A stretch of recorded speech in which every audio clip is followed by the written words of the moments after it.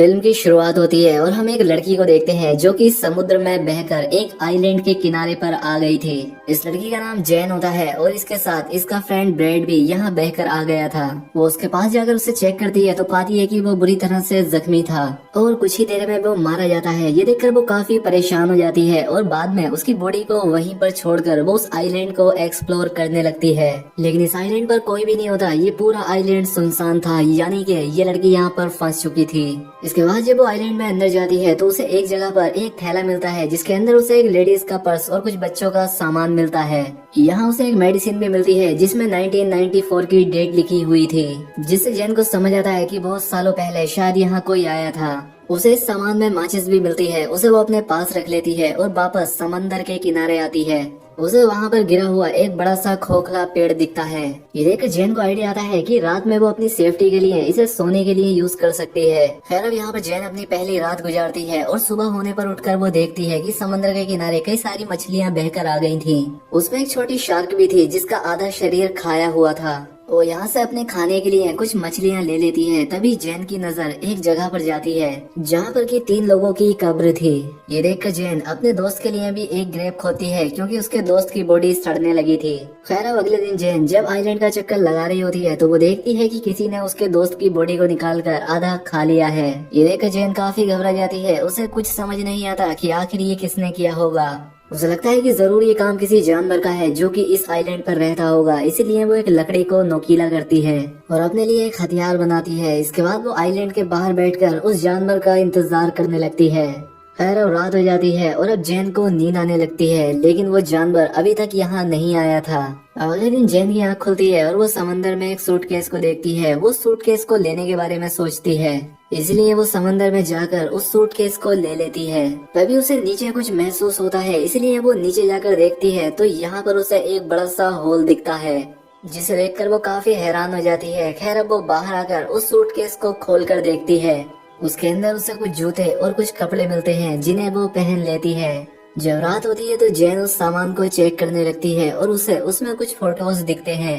वो उन्हें देखने लगती है और समझ जाती है कि यहाँ पर कोई फैमिली छुट्टियाँ बिताने के लिए आई थी, जिसमें एक कपल और उनके 2 बच्चे थे। तभी जैन के ऊपर से एक प्लेन गुजरता है। ये देखकर जैन अपनी फ्लेयर गन चलाती है, लेकिन इसका कोई फायदा नहीं होता क्योंकि तब तक वो प्लेन जा चुका था। जब फ्लेयर गन की वो बुलेट नीचे आ रही होती है तभी जैन देखती है कि उसकी परछाई में उसे कोई क्रीचर दिखाई देता है। ये देखकर वो काफी घबरा जाती है और आइलैंड की तरफ भागने लगती है और एक जगह पर जाकर छिप जाती है। वो क्रीचर यहाँ आकर जैन को ढूंढने लगता है, इससे जैन और भी डर जाती है और आज की रात इसी तरह से बीत जाती है। अब अगले सुबह जैन फिर से उन्हीं फोटोज को देख रही होती है और वो एक फोटो में 2 चमकती हुई आंखों को नोटिस करती है, जिससे वो समझ जाती है कि ये वही क्रीचर है जिसे मैंने कल देखा था और शायद इसी ने इस फैमिली को मारा होगा। ये देखकर जैन और भी ज्यादा डर जाती है और अब वो किसी भी तरह से इस आइलैंड से निकलना चाहती थी। अब इसके बाद वो सूटकेस को खोलती है और उसमें अपनी लाइफ जैकेट डालती है ताकि उसके सहारे वो तैरकर यहाँ से बाहर निकल जाए। इसके बाद वो सूटकेस में बैठकर यहाँ से निकलने की कोशिश करती है, लेकिन वो सूटकेस पलट जाता है। अब उसका ये प्लान फेल हो चुका था, इसलिए वो वापस उसी आइलैंड पर आ जाती है। लेकिन अब उसे उस क्रीचर से बचने के लिए कोई सेफ जगह चाहिए थी, इसीलिए उसे वो गिरा हुआ पेड़ दिखता है। क्योंकि उसमें एक बड़ा सा होल था, इसीलिए वो आज रात उसी में सोने का डिसाइड करती है।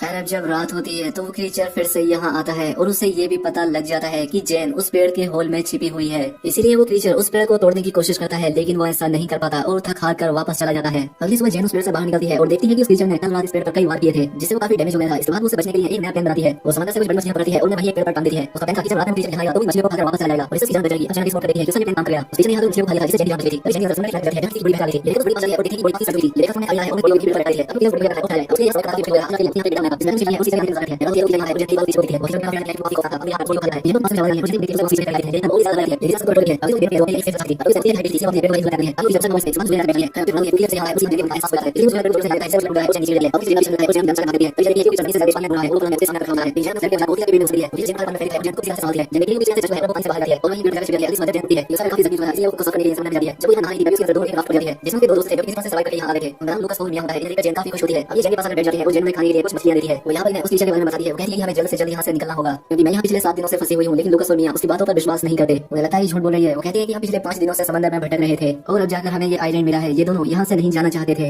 अब जैन उन्हें वो तस्वीरें भी दिखाती है जिनमें वो क्रीचर साफ दिखाई दे रहा था, लेकिन फिर भी वो दोनों यहाँ से नहीं जाना चाहते थे। जैन समझ जाती है कि ये उसकी बात नहीं मानेंगे।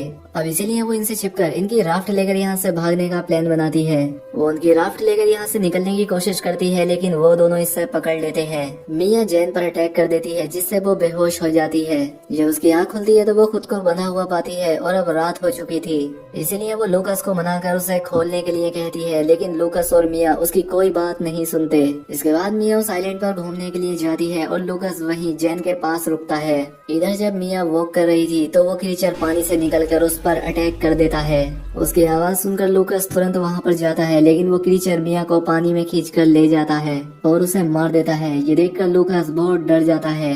वो डर कर एक पेड़ पर चढ़ जाता है। अब सुबह हो जाती है, लेकिन लूकास उस पेड़ से नीचे नहीं आता। अब उसे जैन की बात समझ आ चुकी थी। जैन उससे कहती है कि देखो वो क्रीचर सिर्फ रात में आता है, वो दिन में बाहर नहीं निकलता। ये बात सुनकर लूकास पेड़ से नीचे आता है। अब जैन लूकास से कहती है कि हमें जल्द से जल्द इस आइलैंड से निकलना होगा। अब लूकास उसकी बात मानने के लिए तैयार था। अब ये लोग कुछ मछलियाँ और कुछ नारियल अपने साथ ले लेते हैं। वो अपने सभी सरवाइव करने के सामान को रख लेते हैं। यहाँ पर लूकास काफी डरा हुआ था। जैन उसे समझाती है कि वो क्रीचर सिर्फ रात में अटैक करता है और जब तक रात होगी हम इस आइलैंड से काफी दूर जा चुके होंगे। इसके बाद जैन जाकर उस क्राफ्ट में बैठ जाती है, जहाँ पर उसे कुछ खून बिखरा हुआ दिखाई देता है, जहाँ पर वो समझ जाती है कि इन पिछले 5 दिनों में इन दोनों ने सरवाइव करने के लिए जरूर किसी अपने इंसानी साथी को मारकर खाया होगा। और अब ये लोग जैसे ही अपनी क्राफ्ट से यहाँ से निकलने लगते हैं, लूकास को पानी में वही क्रीचर दिखाई देता है।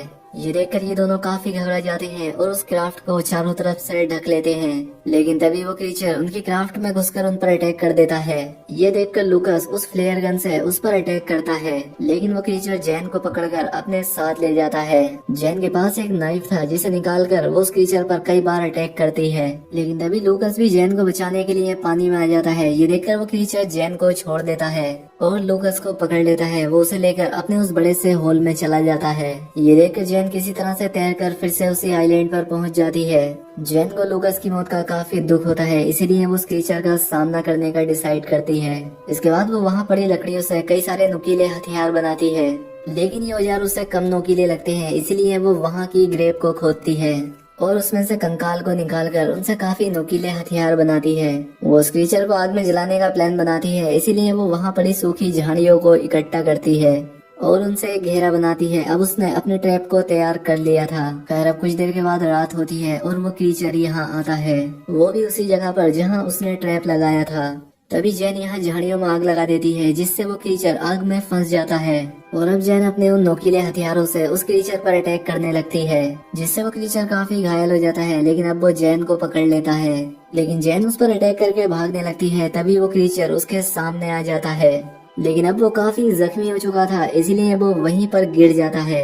ये देखकर जैन उस पर बहुत सारे स्टेप करती है और बाद में उसका गला काट देती है। इसके बाद अब हम देखते हैं जहाँ जैन ने आग लगाई थी उससे पूरा आइलैंड जलने लगा था, यानी कि अब इतनी बड़ी आग को देखकर कोई न कोई जैन को बचाने के लिए यहाँ जरूर आ जाएगा। इसलिए जैन ने ऐसा किया था और अब इसी के साथ ये मूवी यहाँ पर खत्म हो जाती है। दोस्तों अगर वीडियो अच्छी लगी हो तो वीडियो को लाइक और कमेंट करके जरूर बताएं। साथ ही चैनल पर पहली बार आए तो चैनल को सब्सक्राइब भी कर लें। मिलते हैं हमारी अगली वीडियो में।